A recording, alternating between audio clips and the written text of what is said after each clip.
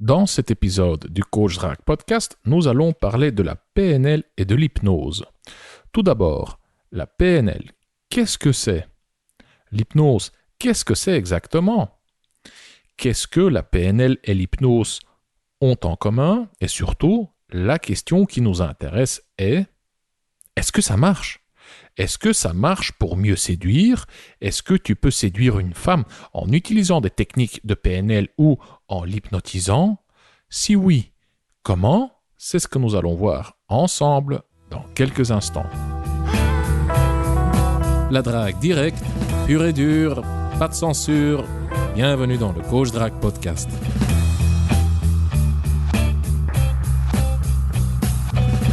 Bonjour mon cher Roby. Hello Consti et bonjour à tous. Alors Roby, tu sais, on commence toujours par la même question. Comment vas-tu aujourd'hui? Ça va, mais comme je te disais, j'ai fait ma deuxième dose de vaccin aujourd'hui. Donc un bon citoyen modèle. Et donc ça va bien, mais un peu fatigué. Comme la première dose. Quand même, tu le sens. Comme la première dose, ouais. Légèrement, très légèrement. Okay. Mais comme les auditeurs le savent, j'ai été un des premiers à l'avoir en mars 2020. Donc mon corps est déjà habitué, donc ça va. Oui, on a publié 2 podcasts concernant, enfin oui, même plusieurs. On parle du Covid dans plusieurs podcasts, mais on a enregistré 2 podcasts tout au début de la pandémie. Dans un des podcasts, tu nous racontes ton histoire. Tu sais pas exactement comment tu te l'es chopé à l'époque. Enfin bref, si je le note ici dans les ressources, lien et ressources. Tout ça pour dire que je vais laisser le lien vers le ou les podcasts dans lesquels dans lesquels on parle du Covid. Donc je vais laisser le lien vers ces podcasts dans la description. Ok. Oui, moi j'ai aussi eu mes 2 doses de vaccin, pas en même temps, bien entendu. Et je sais pas, je suis un peu psychosomatique, un peu hypocondriaque, pardon. Je pensais que tu étais en train déjà de faire une métaphore avec tes 2 doses par rapport à ton trisome. Je pensais que t'allais transiter avec ça, et je me dis non, il est vraiment sérieux, il parle de son dose, son vrai vaccin.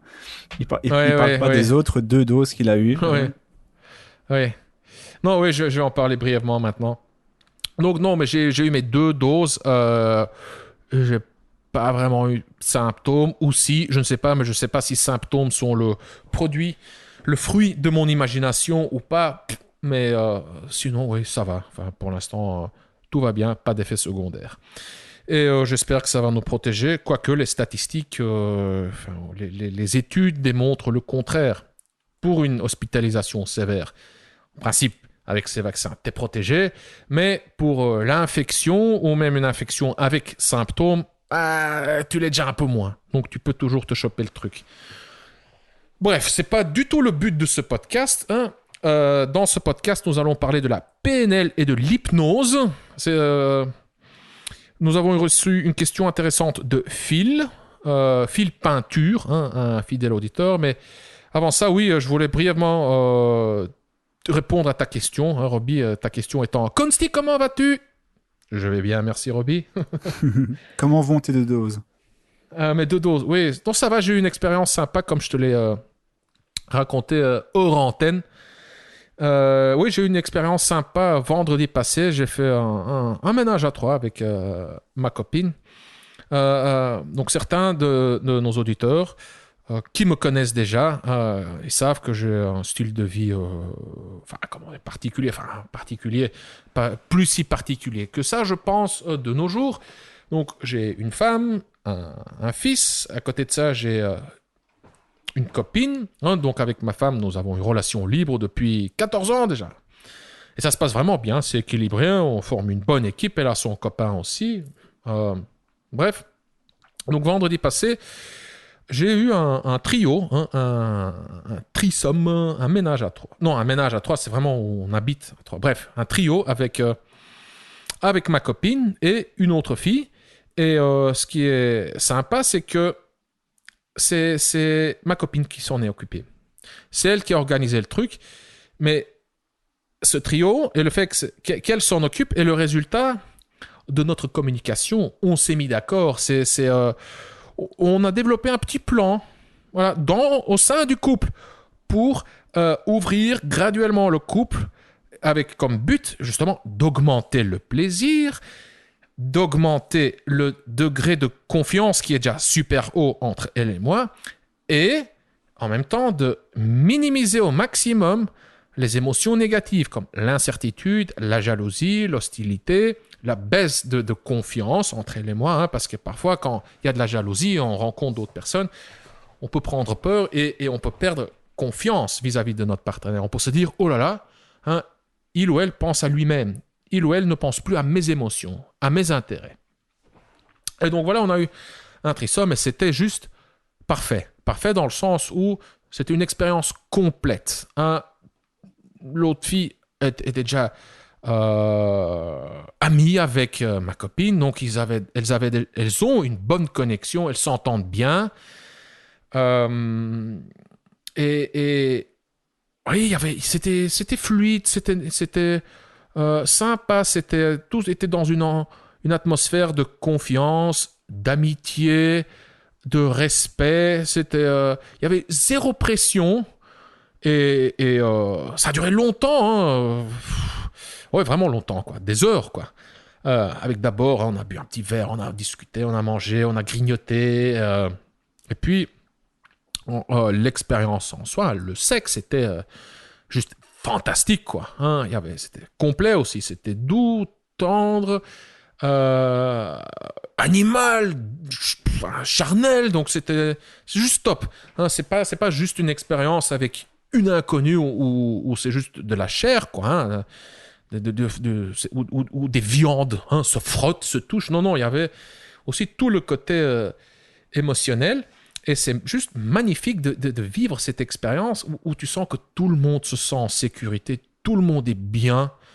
Car il faut... C'est pas chaque fois que ça se déroule comme ça. Il faut vraiment avoir plusieurs...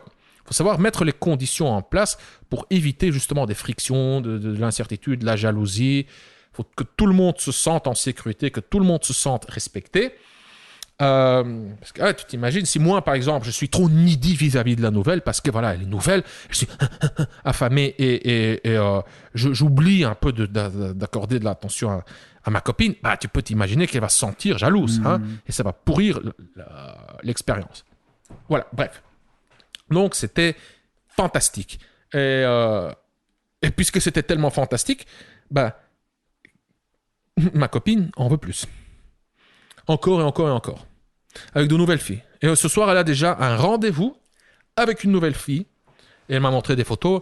Elle est belle, longue, fine, des jambes, mais qui n'en finissent pas, quoi. Elles sont tellement... Oh là là là. Et ouais, bon, ça s'avère très prometteur. Cher auditeur, si tu veux que je dédie un podcast, que je parle un peu plus en profondeur de ce sujet, de comment je gère mes relations libres, comment je fais pour gérer les émotions, comment je fais pour avoir du sexe avec plusieurs femmes, mais tout ça dans l'honnêteté, la sincérité, et que ça se passe bien, quoi. Qu'en fait, tu as encore plus d'amour, de tendresse et toutes ces choses positives, et moins de jalousie, d'anxiété, de méfiance. Si ça t'intéresse, fais-le moi savoir dans les commentaires. Dans les commentaires sur le blog du Kojak Podcast ou bien dans les commentaires sur YouTube, mais je te conseille quand même de le faire dans les commentaires sur le blog du Kojak Podcast, car comme je l'ai dit dans plusieurs épisodes maintenant, YouTube supprime une partie des commentaires. YouTube supprime une partie de mes commentaires à moi. YouTube supprime également certains commentaires des auditeurs. Moi, je ne supprime aucun commentaire des auditeurs, même les plus négatifs, et c'est juste frustrant. Car voilà, tu sais pas lequel sera supprimé. Il y a une forme de censure et je sais juste pas comment, pourquoi. J'ai déjà contacté le support et, comme tu peux le deviner, on n'a rien trouvé, monsieur, désolé. Ouais, c'est ça, franchement. Bref. Voilà, bon. On va passer au sujet d'aujourd'hui. Qui est la PNL et l'hypnose en séduction. Donc, comme je l'ai déjà dit il y a déjà maintenant, il y a 5-10 minutes, nous avons reçu une question de Phil, un fidèle auditeur. Et voilà, c'est lui qui nous a donné l'idée de parler de ce sujet populaire dans le monde du développement personnel, le monde du développement personnel en général. La PNL et l'hypnose sont une... Ouais, je vais dire ça comme ça, c'est pas tout à fait juste, mais c'est une branche de la psychologie. En fait, c'est pas vraiment une branche de la psychologie, car la PNL, surtout la PNL, c'est juste de la pseudoscience. Ouais. Et voilà, l'hypnose et la PNL, on les retrouve dans chaque niche du développement personnel. La séduction, le coaching amoureux, la niche de récupérer son ex, l'indépendance financière, le leadership, la productivité, le dépassement de soi, la loi de l'attraction, comment cultiver des radis, des tomates et je ne sais quoi. Voilà, donc aujourd'hui, nous allons parler de la PNL et de l'hypnose. On va surtout répondre à la question fondamentale qui est: est-ce que ça marche ? Est-ce que c'est utile pour nous dans le contexte de la séduction ?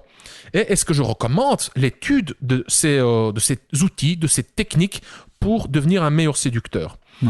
Donc Phil, merci pour ta question. Tu nous as donné l'idée d'en faire un podcast. Et je vais rapidement lire ton message, Phil. Donc, cher auditeur, Roby, je vais lire le message de Phil. Sinon, si tu veux, je lis comme tu vas certainement commencer aujourd'hui. Oh oui, ok. Je vais juste mentionner rapidement où il a posé sa question.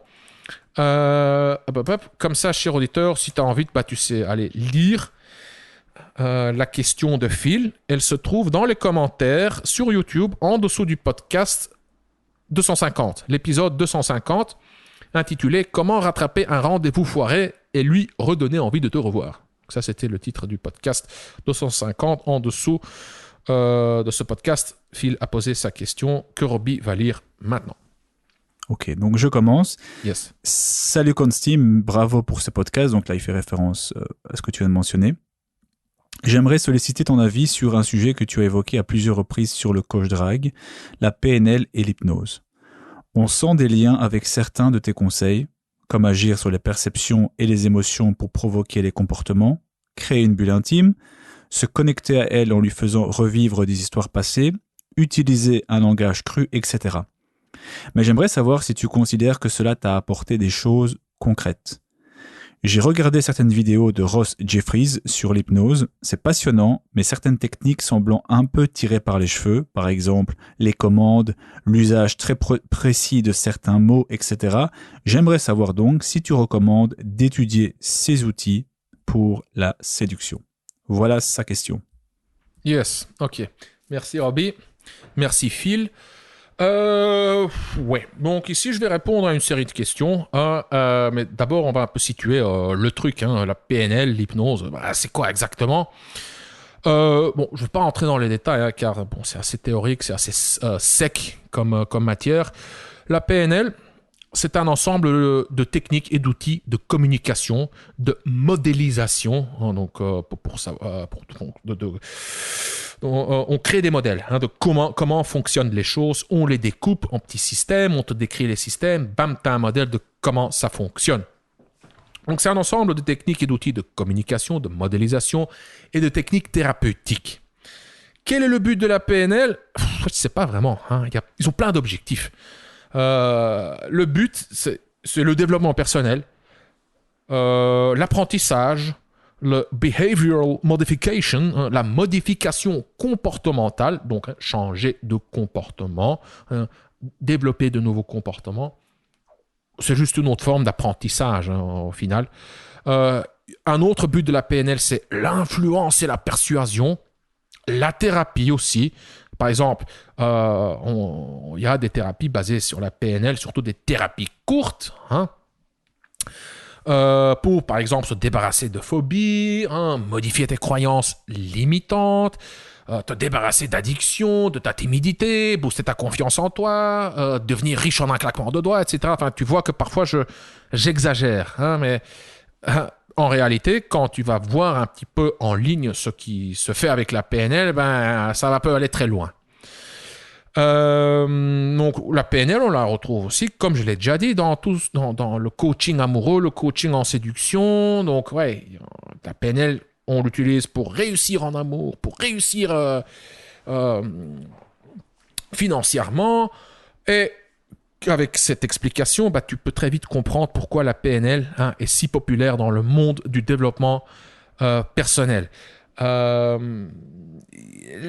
monde du développement personnel en général, la PNL en particulier, ça attire une certaine catégorie de gens, des gens crédules, facilement influençables, souvent des gens en détresse, qui veulent absolument changer, des gens qui ont besoin d'aide. Attention, c'est que quand je le formule comme ça, on peut un peu s'imaginer des gens un peu paumés, tu vois, mais pas nécessairement. Tu as aussi des gens qui ont du succès, qui quand même veulent plus, et ils ont des besoins, ils cherchent de l'aide, et aussi ils se laissent influencer. Ces gens-là peuvent aussi être crédules et je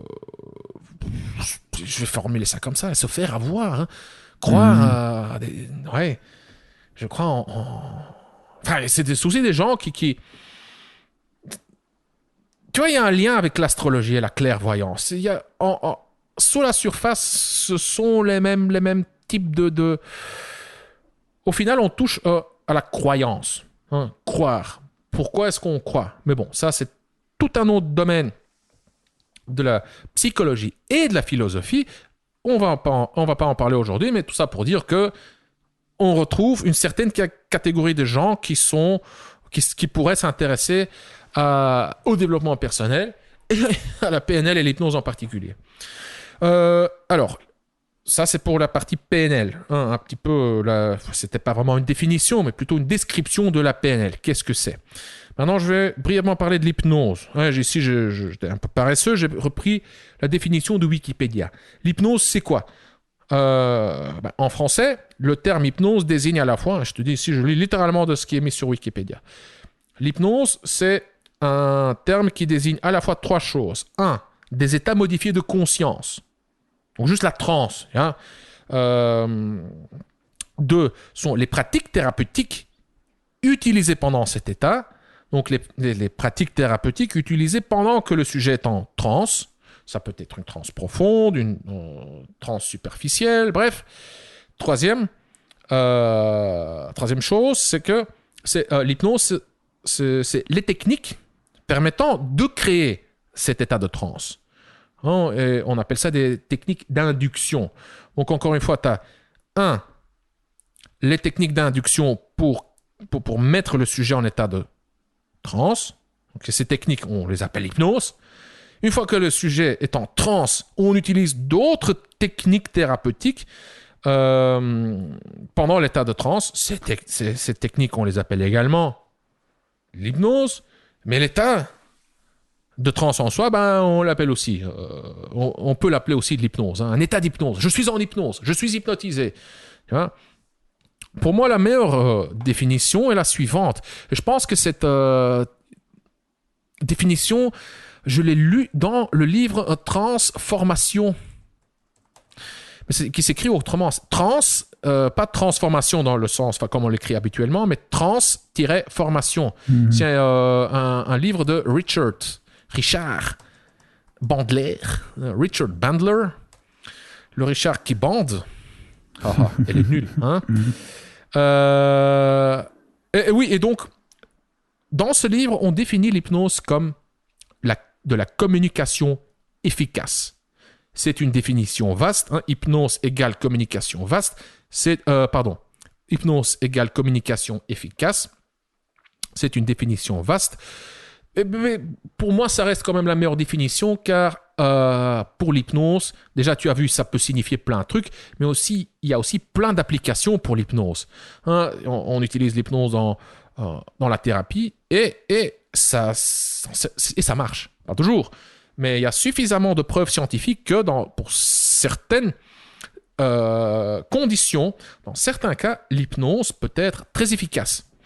Donc, on utilise l'hypnose pour la thérapie, pour l'anesthésie aussi. Il y a des preuves que Dans certains cas, l'hypnose marche mieux que l'anesthésie.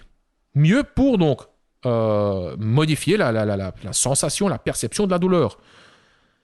Ce qui raccourcit aussi, donc, par exemple, le temps de rétablissement, de guérison. Hein. T'as pas à te remettre de toutes ces substances chimiques dans ton corps, tu vois. Donc, avec l'hypnose, on peut anesthésier quelqu'un et c'est une intervention plus douce, moins intrusive. On utilise l'hypnose pour la relaxation, on peut utiliser l'hypnose dans le contexte sexuel, érotique, je l'ai déjà dit, thérapeutique, dans le contexte du développement personnel. La PNL et l'hypnose se chevauchent. Richard Bandler et John Grinder, Richard Bandler et John Grinder, les fondateurs de la PNL, se sont inspirés de grands noms. Ils ont un peu créé un menu à la carte comme ça. Ils ont repris des éléments de différents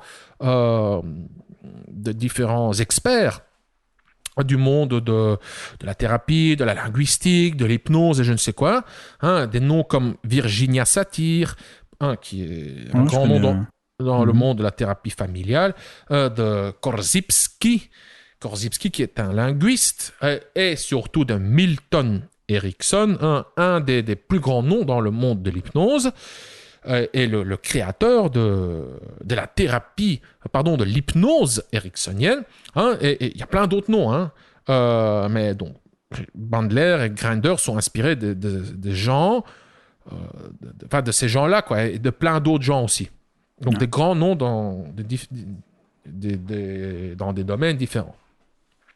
Donc tu le vois déjà, je viens de mentionner Milton Erickson, l'hypnotiseur, le créateur de l'hypnose ericksonienne, pardon. Oui, donc on retrouve beaucoup d'éléments de l'hypnose dans la PNL. Maintenant, est-ce que ça marche? Oui et non. Est-ce que ça marche? Ça dépend de quoi on parle. Ça dépend de ton objectif. Maintenant, est-ce que l'hypnose et la PNL marchent dans le contexte de la séduction? Encore une fois, oui et non, ça dépend de ton objectif. Si c'est pour rendre ton jeu de séduction, ta communication plus riche, plus artistique, plus variée, plus colorée, si tu veux avoir un petit peu plus de sources d'inspiration pour trouver quoi dire, alors là, oui, ça marche. Mais il y a plein d'autres trucs qui marchent également, qui sont tout aussi efficaces que l'hypnose et la PNL. Maintenant, si c'est pour influencer l'autre et imposer ta volonté pour que cette femme en face de toi fasse ce que tu désires, un peu comme tu l'hypnotises, tu hacks son cerveau pour qu'elle exécute aveuglement tes ordres. Là, ça devient déjà un petit peu plus compliqué. Là, je dirais aussi oui et non, plutôt non. Mais surtout, 9 fois sur 10, ça devient malsain. Je parle ici de mon expérience. Il y a plein de gens dans le domaine de l'hypnose et de la PNL qui vont me contredire. Moi, je parle de mon expérience. Si on est vraiment sincère, souvent c'est malsain. Dans un contexte personnel, dans la séduction, il y a ce côté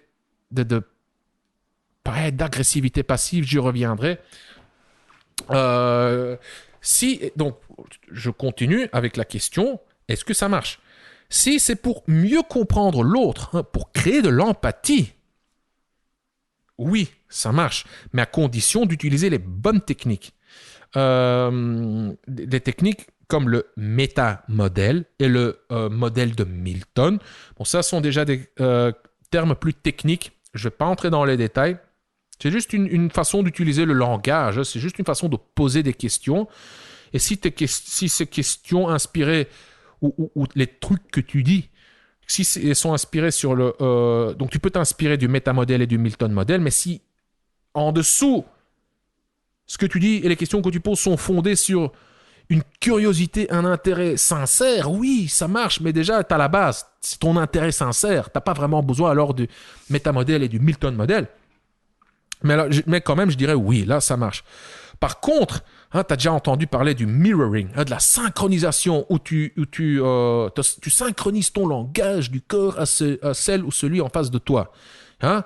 Hein, et il se touche la lèvre, tu te touches la lèvre, il se penche en arrière, tu te penches en arrière, etc. Enfin, tu vois, là, je dirais non, je dirais même non, car quand tu lis la définition, l'explication, tu regardes une vidéo dans laquelle un soi-disant expert, il dégage souvent des vibes bizarres, ces gens-là, vraiment, où il t'explique comment ça marche, ça a du sens.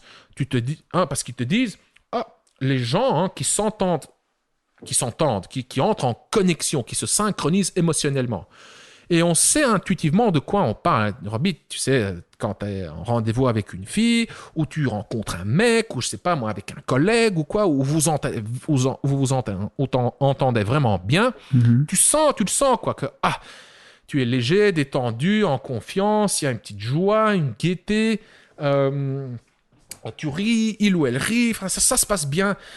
Eh bien, naturellement, ce qui se passe, c'est que vos langages du corps, vos rythmes, vos gestes se synchronisent. Alors, qu'est-ce qu'ils en déduisent les experts en PNL, que ça marche aussi dans le sens inverse. Donc, si tu synchronises ton langage du corps à celui de l'autre, eh bien, émotionnellement, vous allez aussi vous synchroniser. Mon expérience est la suivante. Ce sont des couilles. C'est faux. Pourquoi ? Car on retourne la flèche dans le sens inverse. Par expérience, je sais que ta cause et effet. Donc, oui, s'il y a cette connexion, cette synchronisation au niveau émotionnel, il y a le langage du corps qui suit naturellement.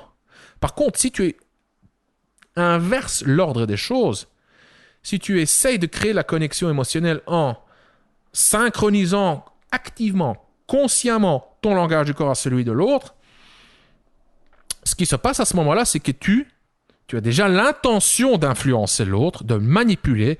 Déjà là, tu joues activement sur ton langage du corps. Tu essaies de le modifier. Tu essaies de créer une impression. Donc il y a déjà une baisse d'authenticité. Et en plus, tu divises ton attention entre tes gestes, ton langage du corps, entre ce que l'autre fait pour pouvoir l'imiter, et entre ce que l'autre dit. Et maintenant, un expert en PNL va te dire « Ouais, mais c'est parce que tu ne l'as pas fait assez souvent. Quand tu t'entraînes, ça devient naturel. » Ouais, je sais pas. Peut-être. Mais alors là, toujours j'ai l'intention... Toujours, je me pose la question, oui, si je dois m'entraîner pour faire ça, quelle est ma réelle intention derrière ça? Pourquoi est-ce que je veux absolument créer cette synchronisation? Il y a quand même cet élément de dominer l'autre, le contrôler, avoir un pas d'avance sur l'autre, être mentalement plus fort que l'autre, le contrôler, l'influencer, le manipuler. Tandis que si je m'intéresse sincèrement à l'autre, si je m'oublie moi-même, si 100% de mon attention est concentrée sur l'autre, moi je trouve que ça donne de meilleurs contacts, de meilleures expériences. Ça crée une meilleure connexion émotionnelle que celle qu'on essaie de créer quand on modifie notre langage du corps pour qu'il corresponde à celui de l'autre. Donc, moi je dirais, si c'est pour mieux comprendre l'autre, si tu le fais avec la synchronisation du langage du corps et tout ça, ouais, non. Moi, j'ai l'expérience inverse, c'est-à-dire ça crée une déconnexion, ça devient de la manipulation, et parfois tu crées juste une ambiance bizarre. Voilà, tu divises ton attention, il y a un petit décalage émotionnel, c'est comme si tu jouais aux échecs, aux échecs non-verbaux avec l'autre, et ouais, bon, c'est pas le but, à mon sens. Le but, c'est cette connexion émotionnelle, et il y a une meilleure voie pour l'obtenir, pour la réaliser. Si c'est pour résoudre tes problèmes, est-ce que la PNL et l'hypnose fonctionnent pour résoudre tes problèmes?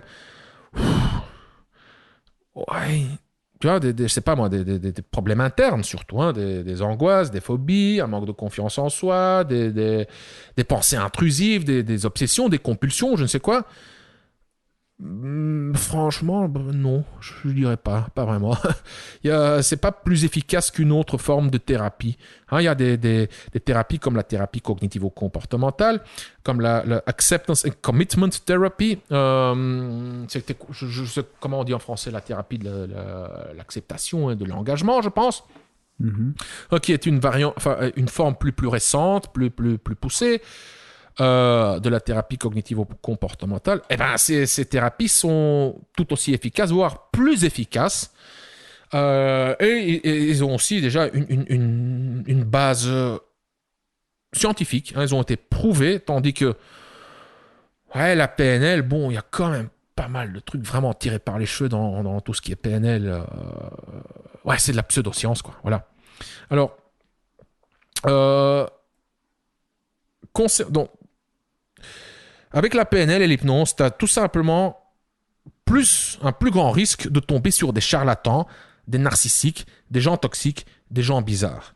Donc si c'est pour résoudre des problèmes, oui, tu peux éventuellement, mais alors là, c'est plus lié au thérapeute qu'à ce qu'il utilise comme thérapie. Et de nouveau, c'est mieux moi, je chercherais plus parmi les thérapeutes classiques, formés classiquement, qui ont des diplômes universitaires. Attention, là aussi, tu as des gens farfelus. C'est pas parce que tu as un diplôme universitaire que t'es pas bizarre. Mais proportionnellement, je pense que tu as plus de chances d'être aidé avec un vrai thérapeute, un vrai psychologue, qui a un diplôme en psychologie, spécialisé dans la thérapie cognitivo-comportementale, par exemple, qu'avec un soi-disant thérapeute formé en PNL. Voilà. Bon. Maintenant, je vais parler un peu des inconvénients de la PNL et de l'hypnose, parce qu'il y en a pas mal, tu sais. Et puis, je vais parler de ce qui est utile, surtout pour moi, car il y a aussi de belles choses dans la PNL et l'hypnose. Alors, comme j'ai déjà dit, dans la PNL et l'hypnose, il y a beaucoup de bullshit. Il y a vraiment des trucs tirés par les cheveux, il y a des techniques, des concepts pseudo-scientifiques qui ne marchent juste pas. Tu rencontres, tu lis un truc, ça sonne sophistiqué, tu vois des petits cadres avec des flèches, des définitions, des machins, des symboles, tu dis waouh, ah mon Dieu, là je viens d'apprendre un truc profond, un truc efficace, c'est de la psychologie, ça va me donner un avantage sur les autres. Oh là je vais maîtriser les techniques secrètes. Ouais, tu lis le truc, tu dis oula, et en plus ça sonne scientifique et ça a l'air complexe, en plus ça a du sens. Et donc, voilà. T'as l'impression d'apprendre de nouvelles choses, de nouvelles compétences, de nouveaux concepts. Tu as l'impression de détenir un pouvoir secret. Mais au final, c'est du bullshit et ça ne marche pas, tout simplement. Phil en parle dans son message. Il pose la question il mentionne Ross Jeffries avec des vidéos sur l'hypnose, comme les commandes. Les commandes, est-ce que ça fonctionne ? Une commande, est-ce que ça fonctionne ?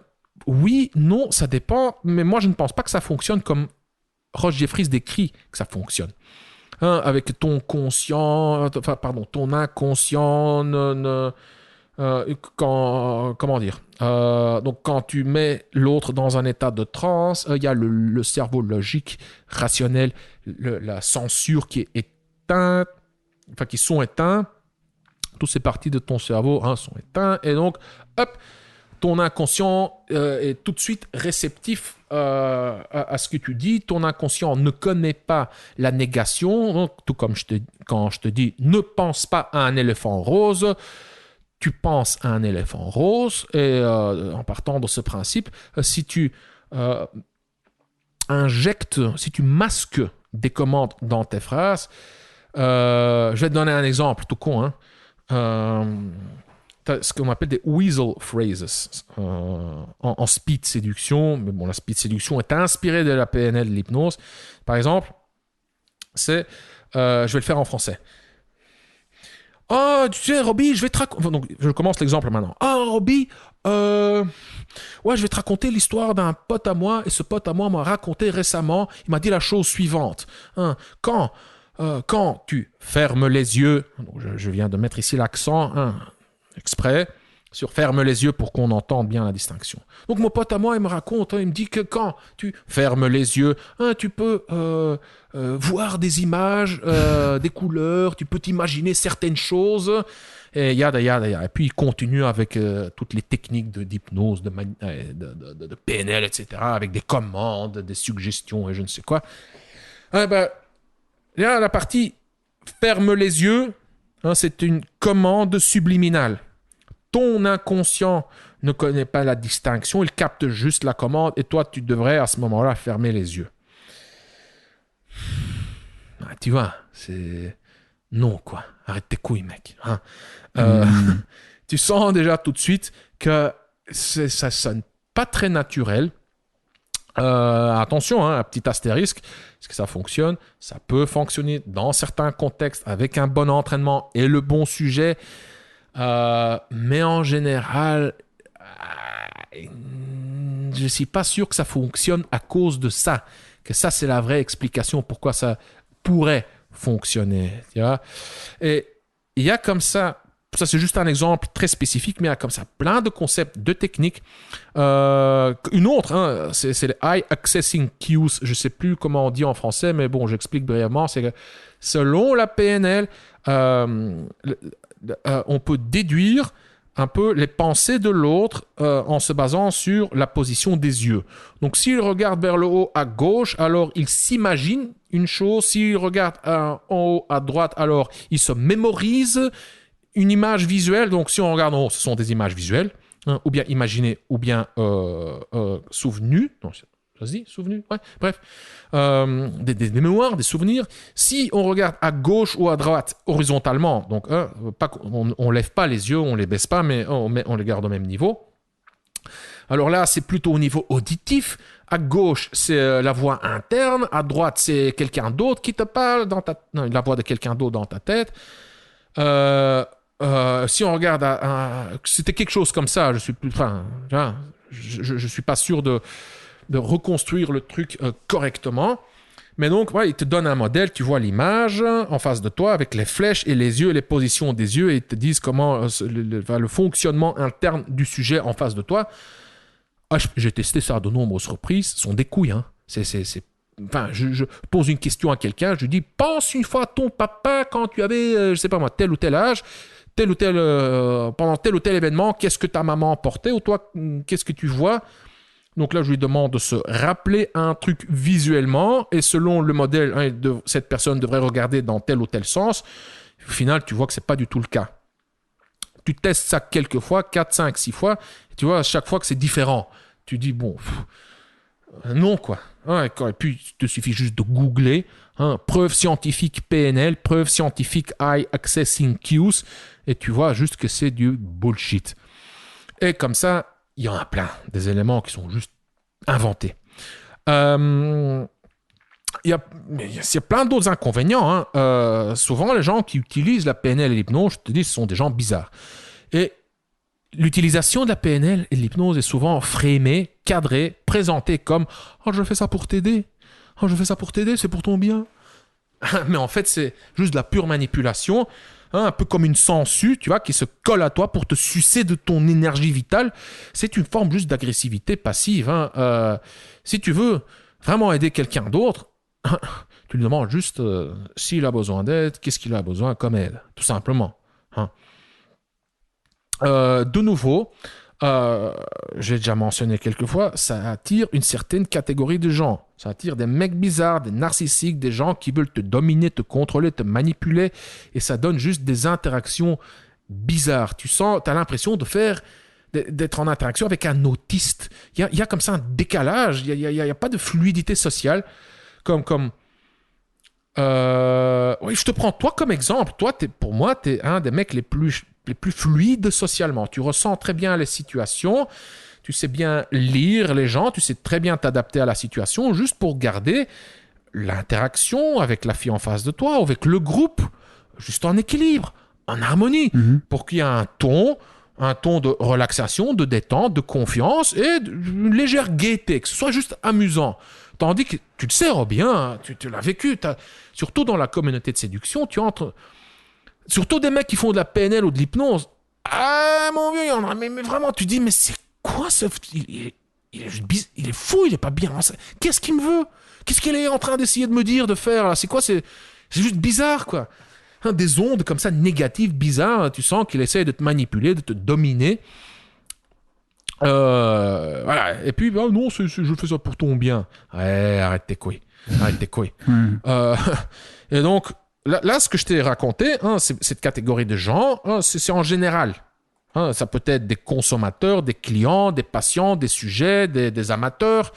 Mais ces mêmes catégories de gens, quand ils deviennent des influenceurs, ça devient dangereux. Tiens, donc tu as des influenceurs qui sont des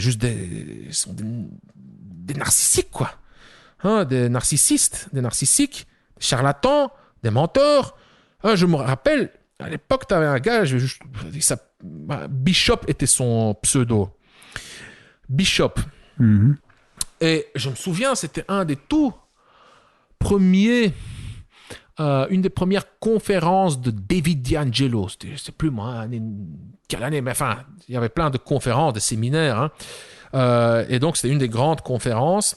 Je crois même, non, c'était même le tout premier séminaire en séduction avec les grands noms, avec Mystérieux, Tyler Durden de RSD, t'avais David D'Angelo, t'avais plein d'autres noms. Et un de ces mecs était Bishop. Et Bishop, c'est un élève de Ross Jeffries. Et donc, toute l'école de la speed séduction de Ross Jeffries est basée sur la PNL et l'hypnose. Et tout ce qui en découle, toutes les techniques d'hypnose, d'influence, de persuasion, toutes les commandes subliminales, les weasel phrases, les language patterns, les patterns, etc. Et donc, tu vois ce mec présenté là, derrière le micro, sur scène, mais tout de suite, tu le sens ce mec, il est tellement puceau. Je te garantis que il est même pour sa main droite, il est puceau, tu vois. Je crois même pas qu'il a baisé Madame 5, tellement il est puceau.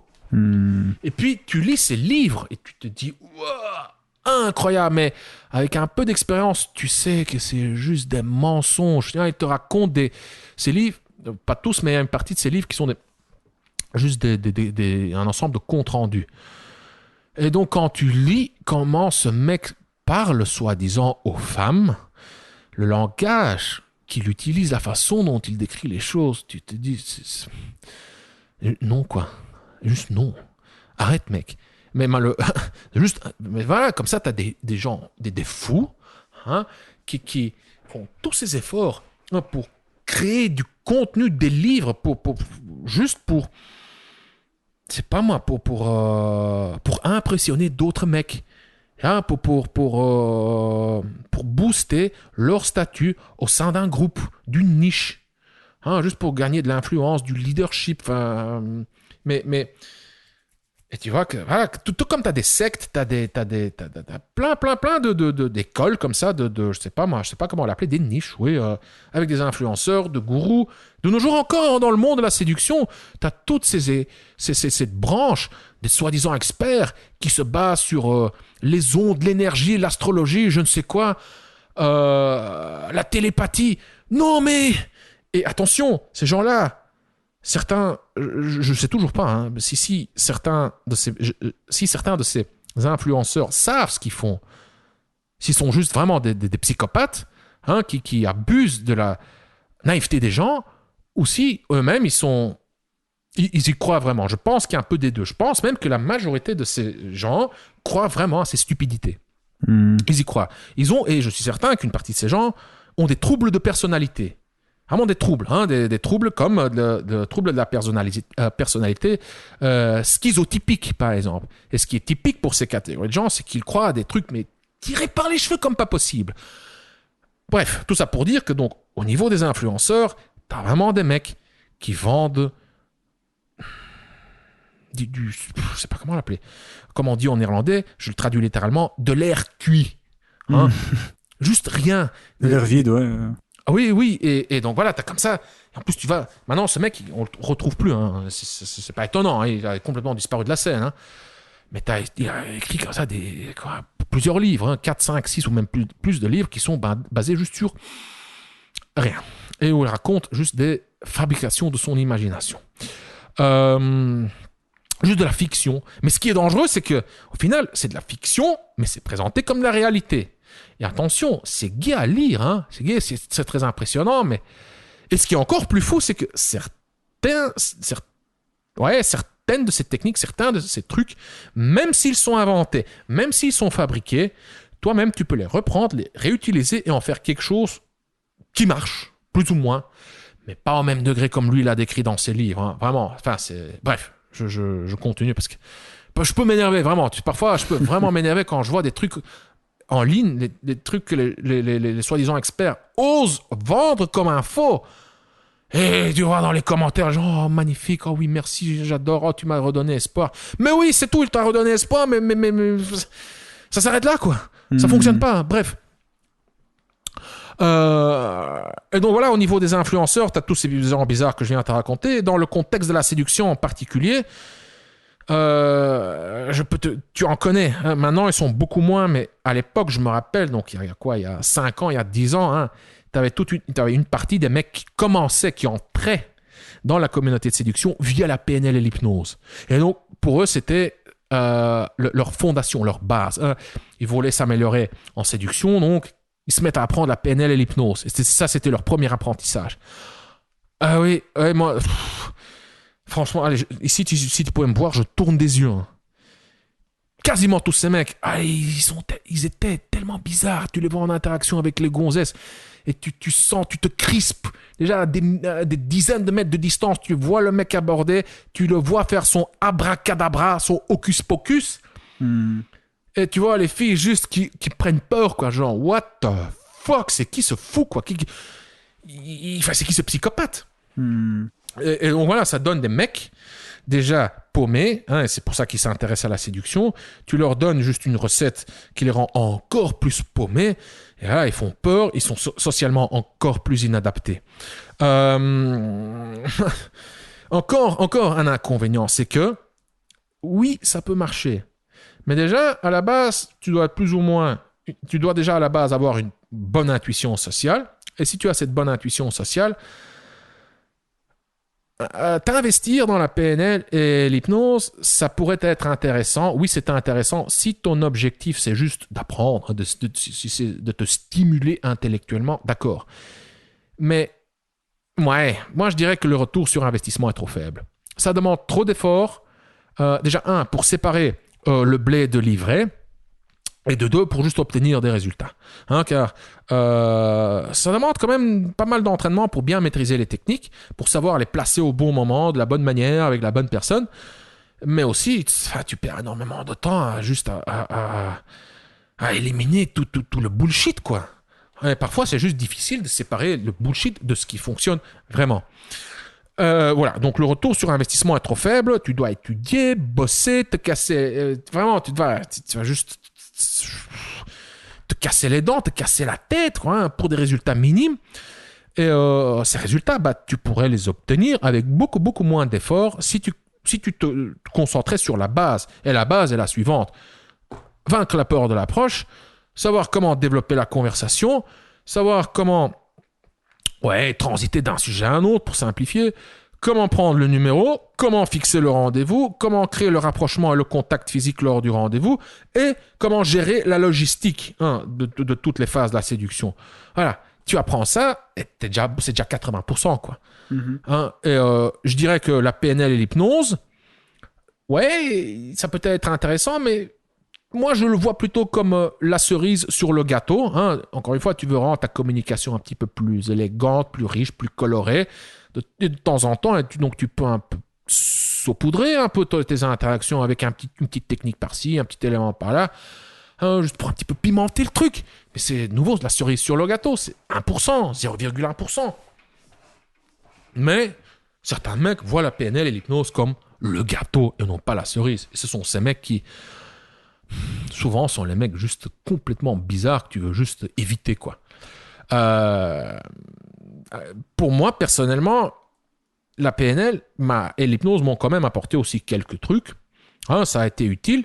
Par exemple, l'hypnose ericksonienne. C'est vraiment intéressant comme discipline, juste pour avoir une nouvelle vision sur le langage, l'utilisation du langage, l'efficacité du langage, les effets que tu peux obtenir avec les paroles. Et de nouveau, ça demande des efforts, ça demande de l'entraînement. Et tu risques de passer pour un mec bizarre à plusieurs reprises. Surtout, pour moi, ce qui m'a le plus marqué, aidé, ce qui a le plus enrichi mon jeu de séduction en matière de PNL et de hypnose, c'est l'hypnose érotique. Sans trop entrer dans les détails, avec l'hypnose érotique, tu sais, planter des images, déclencher des émotions chez l'autre, même chez ta partenaire, tes partenaires, chez la fille. Tu peux l'exciter sexuellement. Tu peux même procurer des orgasmes à certaines filles sans le toucher. Oui, c'est super intéressant. De nouveau, ça demande des efforts, de l'étude, de l'entraînement. Spécifiquement, venant de la PNL, ce qui m'a...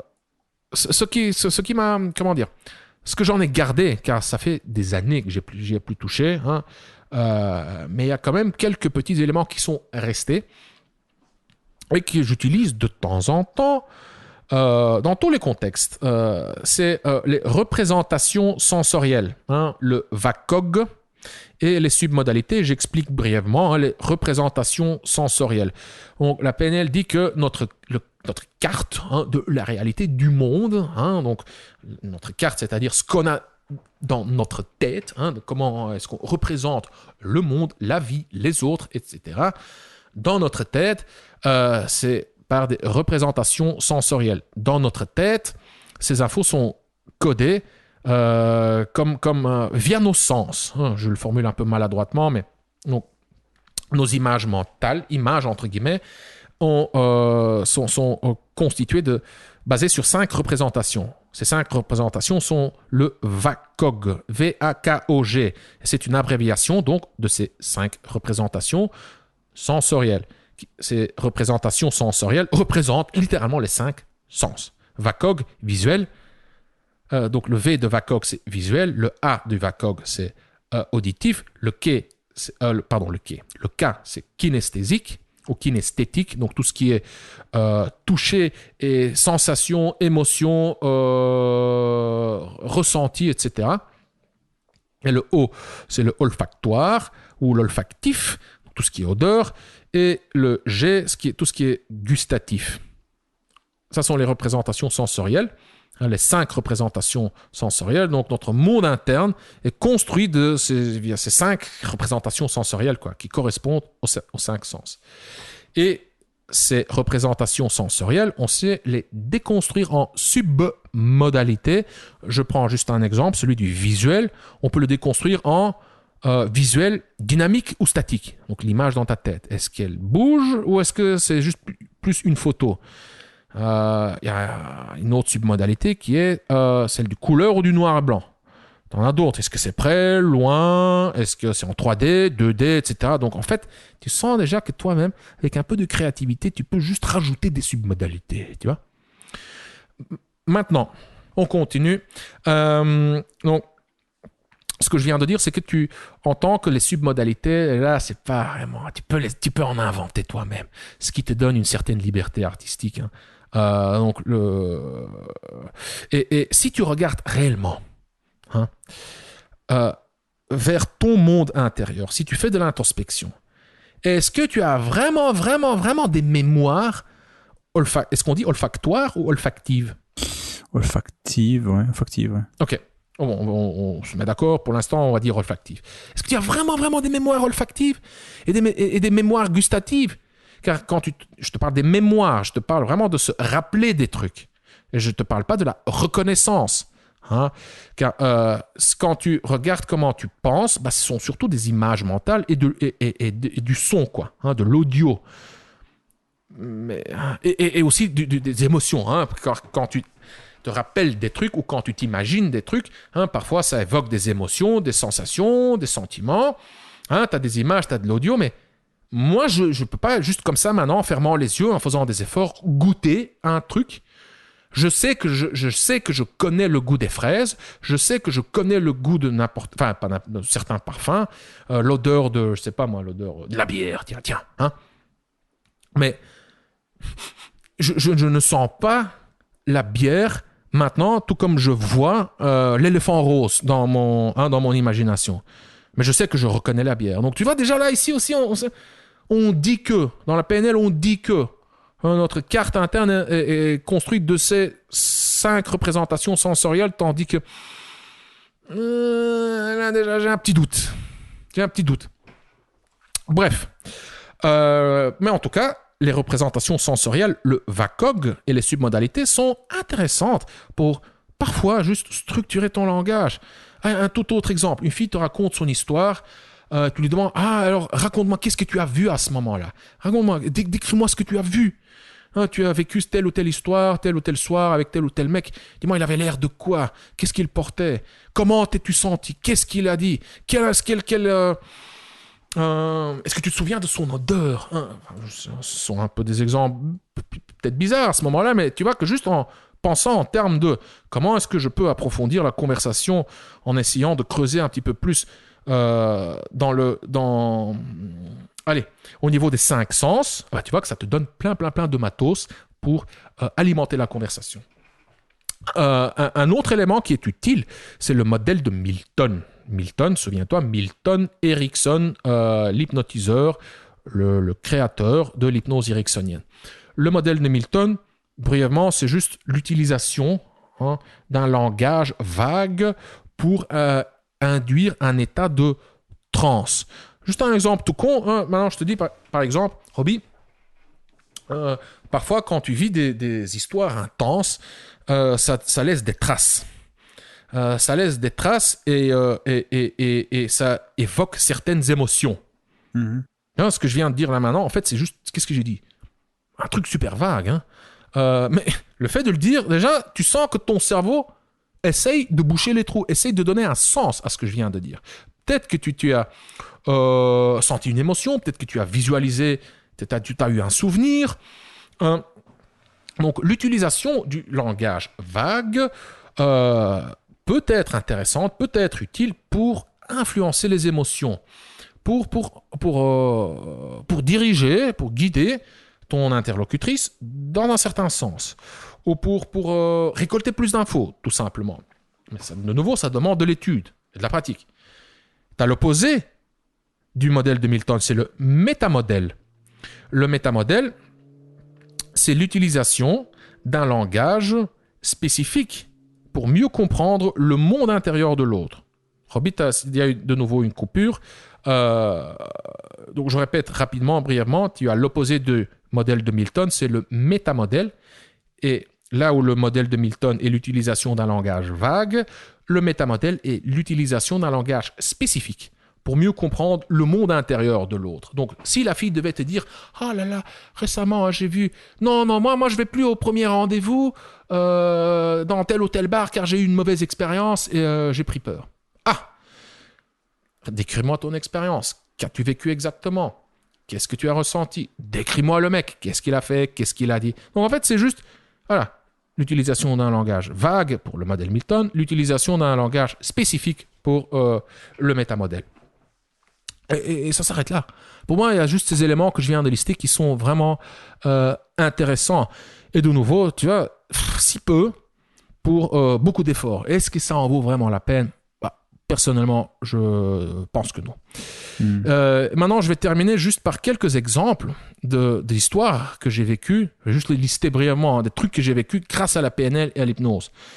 Alors, quand j'ai rencontré ma femme au début, pendant vraiment la phase de séduction, tout au début, la parade nuptiale, à un moment, j'ai tellement impressionné car j'ai réussi à la faire jouir au téléphone grâce à l'hypnose. Donc, et en plus, c'était... Ouais, tu as plusieurs styles d'hypnose. C'était plus indirect. Il n'y avait pas vraiment l'utilisation d'un langage cru, direct. Donc, il n'y avait pas de mots comme beat, chat, sexe, etc. C'était plus un langage imagé, des couleurs, des nuages, des ballons, des vagues, un ballon pur qui se transforme en volcan, etc. Bon, ça a duré 1 heure, hein, mais elle a eu un orgasme sans se toucher au téléphone. C'était ma toute première expérience. Peut-être que tu ne me crois pas, cher auditeur. Crois-moi, je suis assez sceptique. Je suis psychologue de formation. J'aime bien avoir des preuves scientifiques. J'y croyais pas non plus, mais je me suis dit, tant qu'à tester, est-ce que ça marche? Oui, ça marche. Est-ce que je sais le faire avec chaque femme? Non, bien sûr que non. Est-ce que ça marche à tous les coups? Non plus. J'ai aussi réussi à faire jouir ma femme. Ça, c'était vraiment aussi un des trucs les plus fous. À la conditionner pour qu'elle jouisse quand je dis le mot « comme ». Bon, c'était en néerlandais, donc j'ai utilisé l'hypnose. Je l'ai mis dans un état de transe. Pendant cet état de transe, j'ai utilisé on appelle ça des suggestions post-hypnotiques qui devaient avoir comme effet qu'elle jouisse quand j'utilise le mot « comme ». Hein? En néerlandais, donc komen. Hein. Je vais traduire. Donc, en français, viens, venir. Et donc, à un moment, je la sors de son état de transe. Hein. Pendant l'état de transe, j'avais utilisé une autre suggestion post-hypnotique, celle dont je lui avais ordonné pendant son état de transe de tout oublier de cette session d'hypnose. Je la sors de l'hypnose, je la sors de son état de transe, donc elle était là un peu en train de se réveiller, on va dire. Hein. Je teste pour voir si ça a fonctionné. Alors, comment c'était? Comment te sens-tu? Est-ce que tu te rappelles? Effectivement, elle se souvenait de plus rien. Et à un moment là, je dis tiens, c'est quand même fascinant, hein.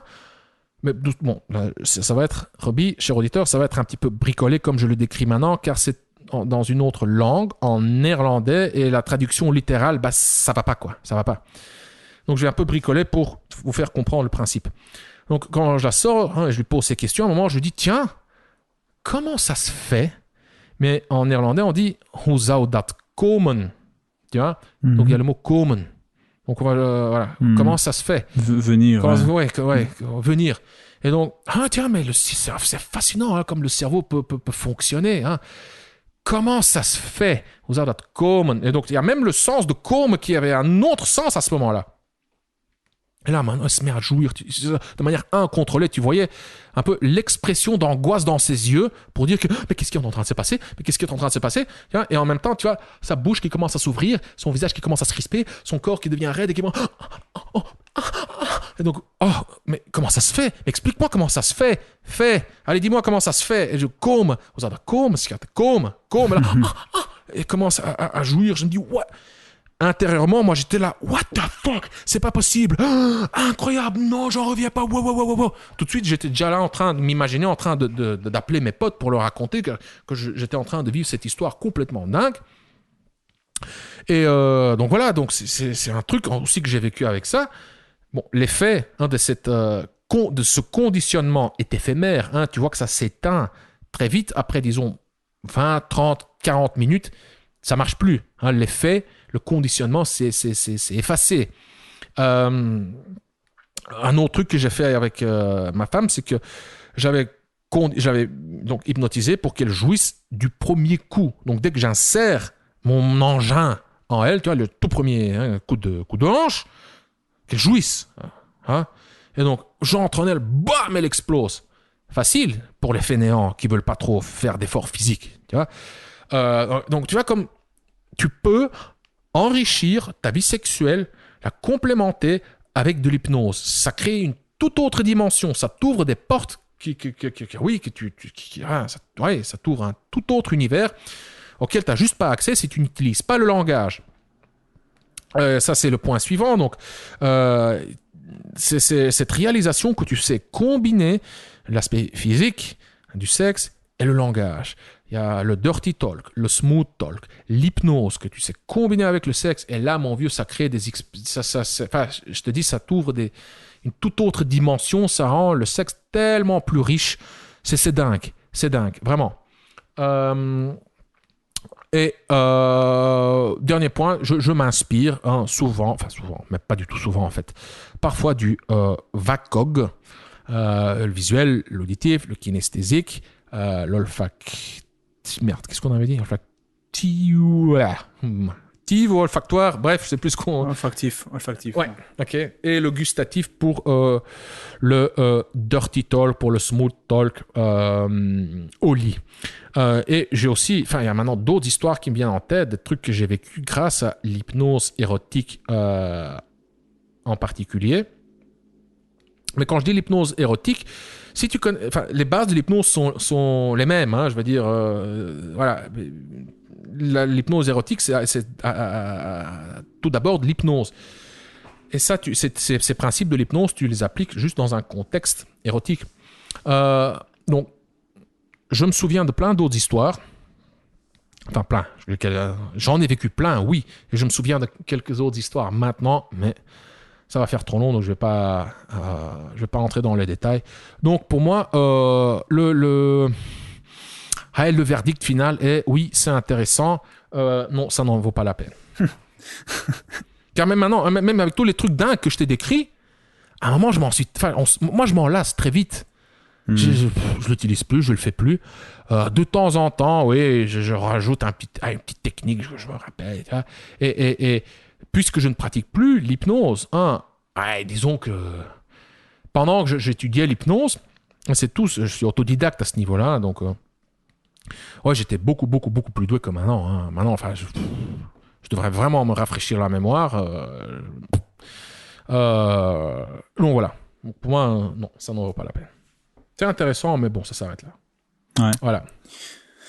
Oui, je pense aussi. Toi, quelle est ton expérience, Robbie? C'est pour ça que je t'ai laissé parler longuement, parce que déjà, je savais que tu allais avoir assez de contenu, ça, on n'en manque jamais. Et parce que j'avais aussi, moi, de mon côté, moins de choses à dire, parce que c'est que je me suis reconnu surtout dans l'hypnose érotique, mais je ne sais pas si je mettrais le label d'hypnose, bien que si tu lisais ce que j'écris, à mon avis, tu pourrais mettre le label d'hypnose dessus ou similaire. Par exemple, j'ai un script... Si on utilise la définition de communication efficace pour définir l'hypnose, ouais. Alors, on peut tranquillement dire que ce que tu fais, c'est de l'hypnose. Oui, par exemple, je me souviens, et c'est un exemple que j'ai en tête, d'ailleurs je suis en train de le mettre aussi dans les différents scripts, que j'avais fait spécialement pour une fille. Maintenant, je le garde comme template, donc comme modèle. C'était une description d'un scénario. Donc, j'ai en fait un scénario très, très standardisé, mais qui fait appel aussi à l'imagination. Et qui vraiment donne de très bons résultats. Et comme tu l'as mentionné, je parle pas de bits, je parle pas de chat, je parle oui de fesses, mais voilà, c'est le mot le plus grossier, mais c'est très sensuel et ça donne des effets incroyables. Et j'avais créé un autre scénario qui est vraiment beaucoup plus long, où je décris vraiment toute une scène, comment le rendez-vous va se passer, ce que je vais faire avec des détails. Et c'est vrai que j'avais eu comme ça, je me souviens la première fille à laquelle j'avais envoyé, je lui ai demandé de m'envoyer une preuve que ça l'avait excité. Elle m'a envoyé ses 2 doigts qui étaient mouillés, tu vois. Juste avec le scénario. Donc moi, c'est ce que ça s'arrête là. Quand je fais soi-disant de l'hypnose, c'est pour moi déjà ce genre de choses, et en plus c'est vraiment dans mon optique d'accélérer les choses, d'optimiser les interactions, c'est tout. Donc, mais pour le reste, je me sentirais mal à l'aise parce que ça correspond pas avec ma personnalité de le faire en rendez-vous, par exemple. Je trouve que ça fait un peu trop sérieux, un peu trop scientifique. Je pense que ça, suivant les filles aussi à qui tu es, ça peut aussi paraître bizarre. Il faut avoir un certain, je pense, en tout cas un certain style de fille qui est réceptif à cette communication. Je pense pas que c'est applicable à tout le monde. Ça, en tout cas, c'est mon opinion. Ensuite, il y a aussi vraiment quel est entre le wow effect et l'efficacité, quel est le ratio? Ouais, c'est ça. C'est bien beau, c'est impressionnant, c'est un peu comme le magicien qui fait un tour de magie, mais en quoi c'est efficace? C'est bien. C'est comme tu m'expliquais juste avant les vidéos des mecs là, de JC qui faisaient un peu les clowns dans la rue avec des approches où ils étaient habillés. Les anciennes vidéos de Simple Pickup, ouais. Ouais, voilà. Et donc c'est vrai que tu regardes ça, tu dis ouais, la fille rigole, elle fait wow, what the fuck, wow, you made my day, it was fantastic. Et puis oui, c'est bien beau mais qu'est-ce qui se passe après? C'est ça, c'est l'efficacité. Donc, si vraiment l'hypnose, etc., avait un impact incroyable sur tes résultats, mais je pense pas que c'est le levier, on en a déjà parlé, c'est pas le levier qui a le plus grand impact sur les résultats. Souviens-toi l'exemple que je t'avais donné avec notre ami, je vais pas dire son prénom, mais qui faisait de l'hypnose de la PNL un peu trop poussée. Et souviens-toi ce que tu lui avais dit. Tu avais dit, ouais, écoute, à un moment donné, ou je sais pas si tu lui avais dit ou pas, mais que c'était pas ce levier-là sur lequel il devait insister, parce que c'est pas ça qui a le plus grand effet de levier. Et pour l'exemple de cette personne, je me souviens qu'il avait en fait, j'avais dragué une de ses conquêtes sans le savoir au début, et lui m'avait montré des vidéos à l'époque où justement il faisait de l'hypnose et qui avait réussi. Souviens-toi, je pense que c'est dans un avion, je pense. Ouais, pas réussi, tu veux dire que la fille était dans un état de transe, elle réagissait à ses commandes. Exactement. Quand tu regardes cette vidéo, c'est vraiment impressionnant, hein, car tu le vois juste lui murmurer des trucs à l'oreille, faire des mouvements de la main, des mouvements de la main pour indiquer, enfin c'était quoi dans le sens, elle devait visualiser qu'il avait un truc en main. Je sais plus ce que c'était, une flamme ou une fleur ou une rose ou une boule d'énergie ou un nuage je sais pas moi, d'une forme d'étoile rouge ou je ne sais quoi. Et alors tu vois, je me rappelle très bien, hein, tu vois cette fille vraiment dans l'avion en train vraiment de gémir, hein, tu vois les yeux qui se ferment, qui roulent en arrière, ses yeux, tu vois juste le blanc des yeux, elle qui... Ah, et tu dis, what the... Trop impressionnant, quoi. Le mec, il hypnotise une fille dans l'avion et il a fait. Je sais pas s'il a vraiment fait jouir ou presque, mais en tout cas, déjà, juste la réaction de cette fille, le comportement, c'était juste impressionnant. Et ouais. Mais, Robbie, continue. Oui, non, mais juste rien, juste que j'avais suivi ces histoires et je sais qu'il avait sur quelques semaines, voire quasi une année, il avait jamais réussi à aller jusqu'au bout, à baiser avec elle, simplement. Et, avec cette fille, oui. Avec cette fille. Et c'est vrai que j'avais pas reconnu ses photos directement, mais je l'ai eu à un moment donné sur l'application en Tinder. Je te parle de ça il y a 3 ans, 4 ans, même plus. Et j'avais eu un date avec elle et effectivement, j'avais eu des obstacles. Des obstacles parce que visiblement, elle en avait fait subir quelques-uns à cet ami. La seule différence, c'est que moi, j'ai pas utilisé d'hypnose, etc. C'était plutôt des obstacles pratico-pratiques, hein, comment gérer les objections pratico-pratiques. Et le premier soir, au premier rendez-vous, ça s'est terminé chez moi et on a baisé ensemble. Et cette même fille, je me souviens l'avoir emmenée dans un autre bar un peu plus tard. Et j'avais réussi à lui faire une fellation dans un bar. Je sais pas si tu avais expliqué ça. Oui, tu m'as raconté. C'était. Il y a un petit temps déjà. Et donc, je sais que quand il l'a appris, il a coupé les ponts. Parce que il y a eu, à mon avis, une énorme frustration en disant j'ai fait tous ces efforts, l'hypnose, etc. Et puis moi je suis arrivé un peu derrière et en une date j'ai fait tout ce qu'il a pas pu faire en 1 an, quoi. Donc après c'est pas un exemple qui va parler pour tous les cas de figure, j'en suis convaincu, mais je pense que ça peut vraiment être utile et je pense que je l'utilise sans vraiment le nommer parce que je n'utilise pas ce genre de terme hypnose, PNL, parce que je trouve que ça a ce côté un peu pseudo-scientifique que je n'aime pas associer à ce que je fais, mais je suis certain que si tu lisais par exemple mon script que j'appelle le CUM scénario, c'est très poétique, eh bien je suis certain, tu me diras oui, mais quand tu parles du script, oui, on va y reparler. Oui, c'est un script. On va y revenir, pardon, je vais en reparler d'ici quelques minutes, je pense. Oui, moi j'ai terminé. C'est ta formation. Je n'ai pas grand chose à dire, donc sur le sujet, tu as tout dit vraiment. Non, tu n'as pas terminé. Continue, s'il te plaît. Et si je te faisais lire donc je refuse, tu ne termines pas. Ce CUM scénario, si je te le faisais lire, et je peux te le faire lire après d'ailleurs, tu me diras, bah oui, Robbie, là tu utilises ça, tu fais ça, tu utilises machin, et puis voilà, ça aura sûrement le label d'hypnose. Mais c'est pas le but. Moi, ça peut être le but, si ça s'appelle comme ça, tant mieux. Mais moi, c'est simplement sous le spectre de l'efficacité, hein, qui suit un objectif. C'est pas impressionner l'autre, c'est vraiment, est-ce que ça va me permettre de me rapprocher du but? Et dans la phase de conclusion, ce genre de message peut vraiment me permettre d'aller, d'atteindre les 5-6% manquants. Mais pour pour le reste, dans mes rendez-vous, des choses comme ça, non. Consciemment, me dire je veux commencer à hypnotiser ou à faire de la PNL, j'ai jamais eu cette...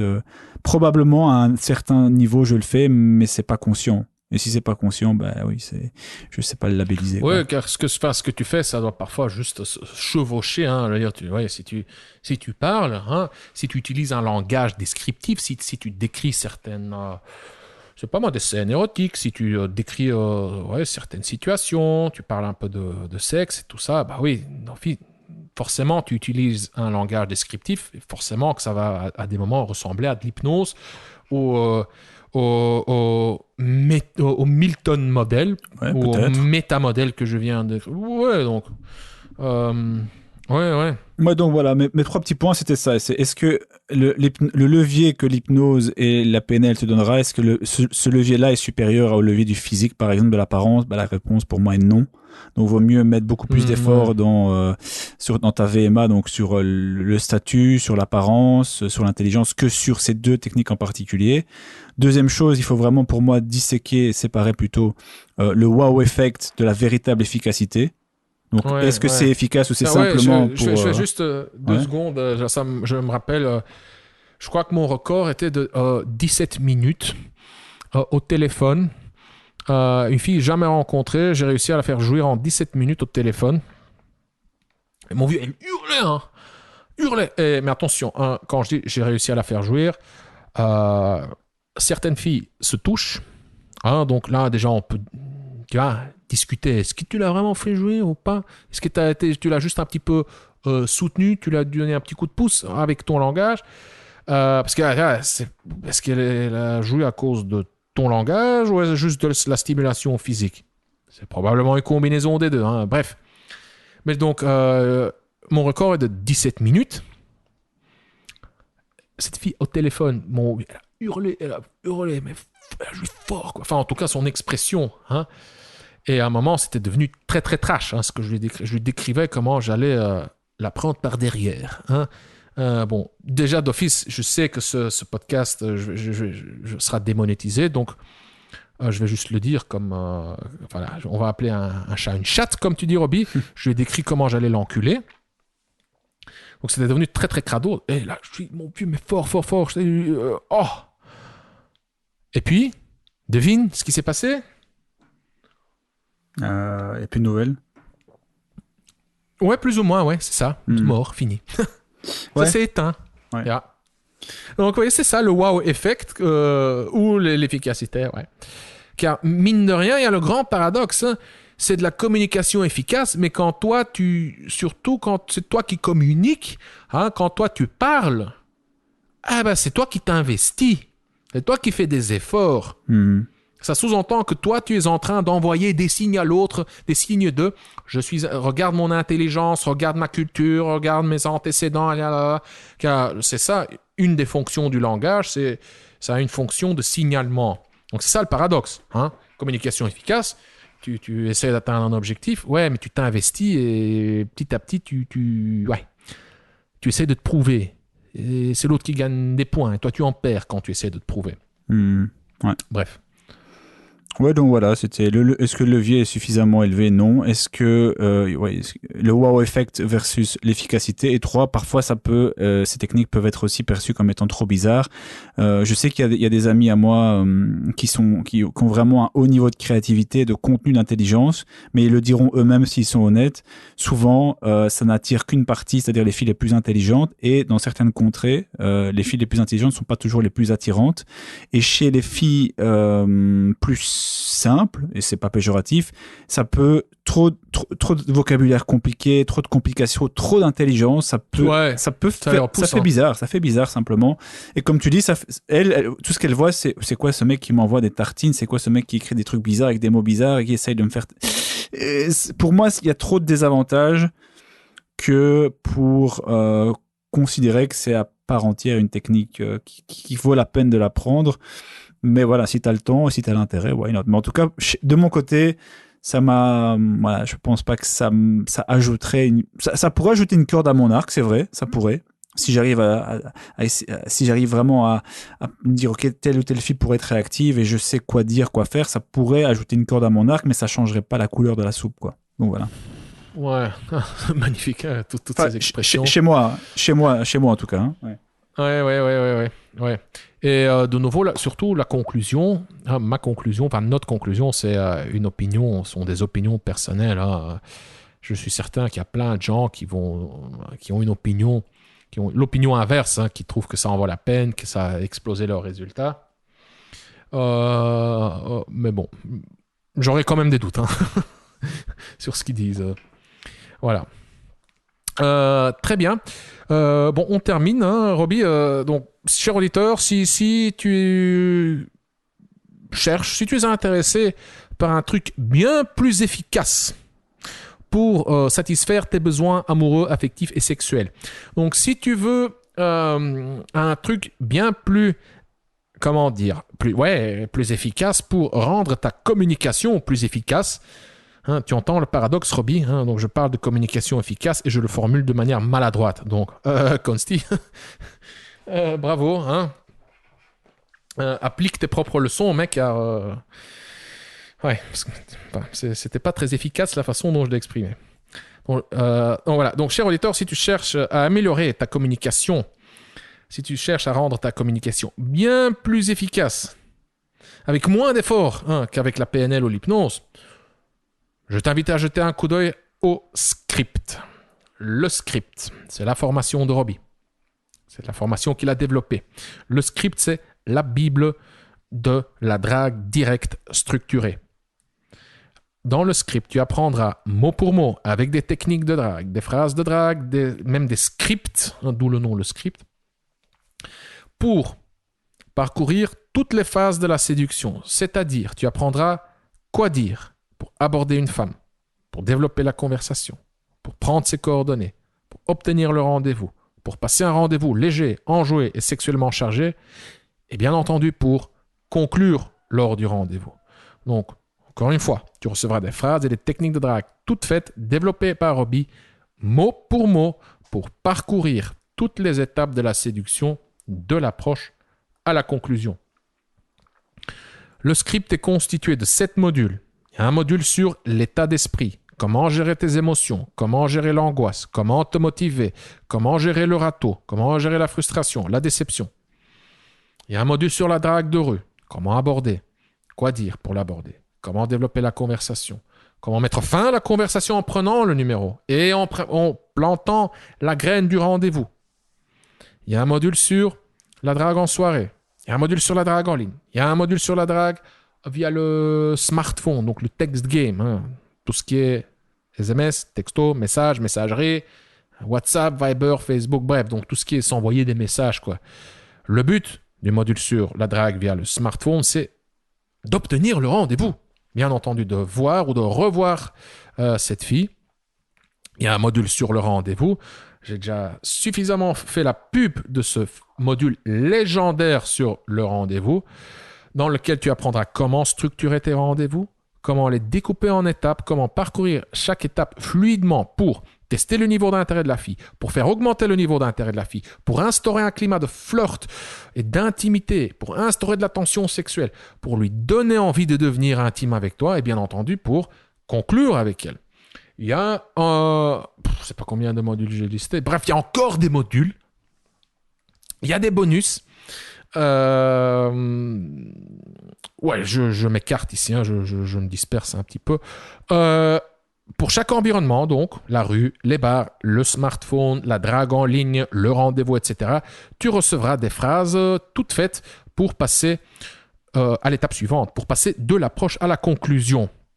Tu ne sais pas quoi dire pour séduire une fille, le script te donne la solution, le script te donne les solutions. Cher auditeur, si tu es intéressé par le script, tu trouveras le lien en dessous de ce podcast dans la description. Clique sur le lien et quand tu cliques sur le lien, tu vas tomber sur la page de présentation et comme ça, tu sauras exactement ce que tu apprendras et les résultats que tu vas obtenir grâce au script.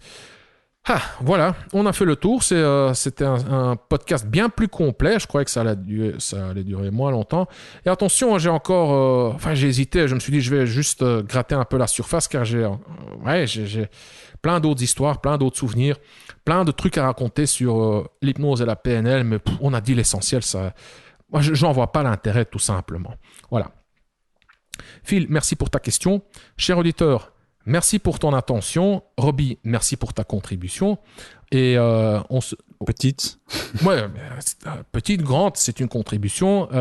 Écoute, c'est surtout notre échange qui compte, le ton, les émotions, les bonnes émotions, la bonne énergie. C'est cet esprit d'amis, cet esprit convivial. Tu vois, on est entre potes, tu vois, on discute, tu vois, un peu au comptoir avec une petite bière. C'est cette ambiance-là que j'adore. Et j'espère, toi aussi, cher auditeur. Allez, on se revoit dans le prochain épisode. Merci, bisous. Yep, à bientôt. Bye bye. Bye bye. Voilà, cher auditeur, nous sommes arrivés à la fin de cet épisode. Si toi aussi tu souhaites obtenir une solution à ton problème ou une réponse à ta question, alors je t'invite à décrire ton problème ou à poser ta question en laissant un commentaire sur le site du Coach Drac Podcast. Tu trouveras le lien vers le site du Coach Drac Podcast dans la description. Je préfère ne plus interagir dans les commentaires sur YouTube car YouTube supprime une partie de mes commentaires à moi sur ma propre chaîne. Et je ne sais pas pourquoi il supprime mes commentaires. Je ne pense pas que mes commentaires soient politiquement incorrects. En plus, YouTube supprime également certains commentaires des auditeurs. Je ne supprime aucun commentaire, même les plus négatifs. Et donc, pour éviter cette censure, pour pouvoir discuter librement, je préfère interagir sur mon site. De nouveau, le lien vers le site du Coach Drac Podcast se trouve dans la description. Et si tu ne l'as pas encore fait, cher auditeur, alors abonne-toi au Coach Drac Podcast. Tu peux t'abonner sur Spotify, Apple Podcasts, YouTube, SoundCloud ou via l'application que tu utilises pour écouter ce podcast. Et si tu as aimé cet épisode du Coach Drac Podcast et si tu souhaites me remercier ou me donner un coup de pouce, voici ce que tu peux faire. Si tu m'écoutes sur YouTube, alors tu peux laisser un pouce bleu et t'abonner à la chaîne. Si tu m'écoutes sur Apple Podcast, alors tu peux laisser une évaluation de 5 étoiles si tu trouves bien entendu que le podcast mérite une telle évaluation. Les évaluations et les pouces bleus sont importants car ils m'encouragent, ils me motivent, mais avant tout, en laissant une évaluation ou un pouce bleu, tu aides les mecs comme toi et moi à découvrir le Coach Drac Podcast plus facilement. Je suis Consti de CoachDrac.com. Merci d'avoir écouté le Coach Drac Podcast. On se revoit dans le prochain épisode. Bonne drague!